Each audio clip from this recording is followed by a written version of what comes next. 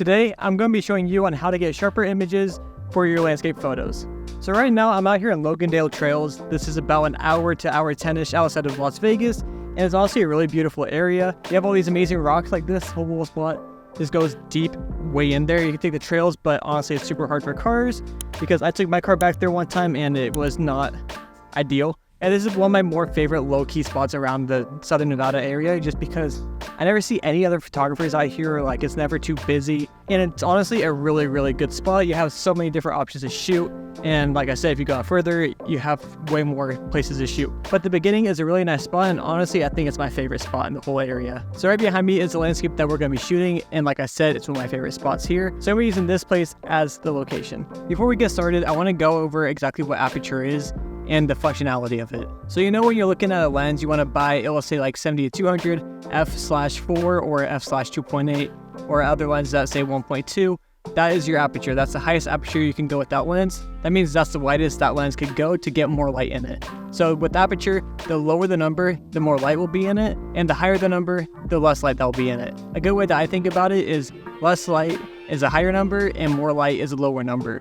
Kind of confusing, but just think of opposites and you should be golden from there. For today's example, we're going to be shooting at f4, f8, and f22 just to show you the quality difference and the sharpness difference when you're shooting at these apertures. So these are the settings we're going to be using for the first photo. It's 1/250th of a second, the aperture is f4, and the ISO is 100. So we're shooting this landscape right here, and let's just go for it. Now one thing I really like to do is shoot in live view so that way I can see the real live view of the shot I'm taking, because from there I could adjust my settings more properly. Focus on that and take the shots. Alright, so for our next setting, we're going to be hitting Q. Then we're going to go up over here to the aperture, which says f4 right now. Click that and make it into 8. Now for my camera, there's a quicker way to do that, but I just want to make it more visual for you guys. But for me, I can just use this dial right here and change it quicker. But let's get down to f8, get into live view, and take this photo. As you see, it's way darker. So we're going to go ahead and open the shutter a bit more, bring the ISO up a bit higher because I need to since it is a higher aperture number. And let's go for that shot. Perfect. And now let's change the settings to f22. So it says f22 makes the image darker and less light is getting inside the lens. I'm going to be using a tripod for this shot. Now the reason why I have to use a tripod, since f22 makes the lens darker and less light is getting in, that means I got to open up my aperture and or my ISO, but ISO is the last thing you want to change. So try to change the shutter before changing the ISO to see what happens and see if you can make that work. If not, change the ISO and make sure the shutter is quick enough to where you can capture the image without anything moving. So our settings is 1/30th of a second, f22 ISO is 400, and now that we're shooting at 1/30th of a second, we need to bring back the drive mode and change it to 2 seconds self timer because you don't want the camera to be moving. Otherwise, you're not going to get a super sharp focused image. Now that we have all of our settings fixed, we go to the live mode because this is just how I do it.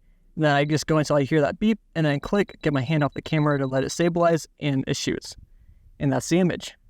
So we shot in 3 different apertures. We shot in f4, f8, and f22. Now let's head back to the office, edit these photos. That way I can show you the sharpness difference in each photo.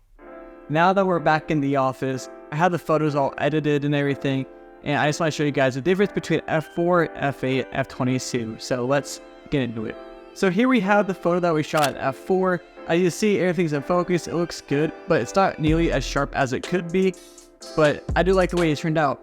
But if we go into our f8 photo, which you can tell it's a lot more sharp. You have the cell flare coming in because the sun was setting as I was taking these photos. But you could tell it's a lot more sharp. Everything's just like higher detail, and you could just like see stuff more fine-tuned compared to the f4. And now if we go to the next image, which is the one that we shot in f22, you see it has a lot more detail to it.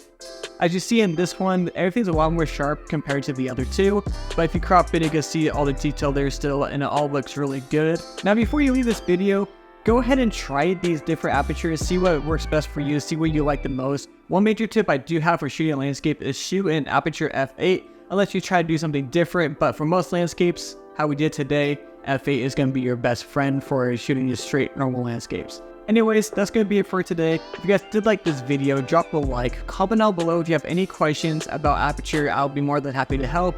or if someone has any tips that they want to give others, be sure to comment that down below as well. And also remember to subscribe so that way you don't miss out on a future video. And don't forget to keep creating, and I'll see you in the next one.